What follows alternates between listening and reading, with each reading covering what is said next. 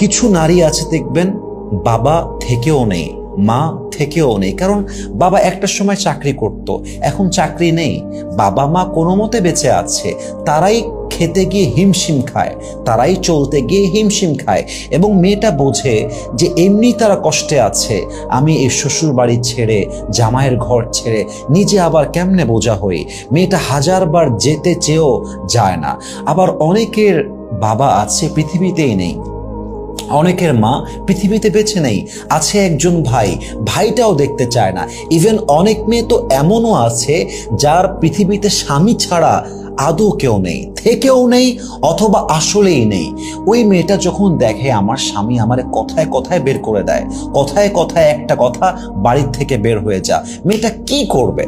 যাবে কোথায়? কার কাছে যাবে? একটা মেয়ের স্বামী ছাড়া পৃথিবী তার কেউ নাই তো। কিন্তু মেয়েটার যদি একটা ছোট্ট কুঁড়ে ঘরও থাকতো, যদি শাশুড়ি, শ্বশুর, জামাই, দেবর সবাই মিলে, ননদ মিলে জুলুম করে মেয়েটাকে বেরও করে দেয়, তবুও তো মেয়েটার ঠাঁই গুজার জন্য একটা ছোট্ট কুঁড়ে ঘর পায়, ছোট্ট একটা বাড়ি চায়।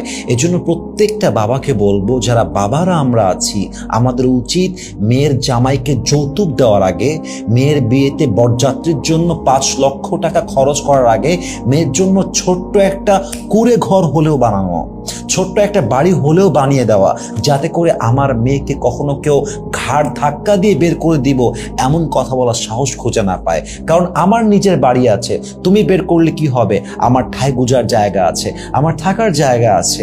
এজন্য আমাদের উচিত, যাদের মেয়ে আছে, আমাদের এটা খেয়াল রাখা যে as much as we can, if it is in our capacity, যদি আমাদের সামর্থ্যে থাকে, আমরা অবশ্যই মেয়ের জন্য সর্বপ্রথম একটা কুঁড়ে ঘর হলেও বানাবো, ছোট্ট একটা বাড়ি হলেও বানাবো, যাতে করে আমার মেয়েকে কখনো অসহায়ত্বে ভুগতে না হয়, কখনো আমার মেয়েকে বাড়ি ছাড়া হয়ে থাকতে না হয়। আল্লাহ তাআলা প্রত্যেকটা বাবাকে বোঝার তৌফিক দান করুন। পড়েন সবাই আমিন।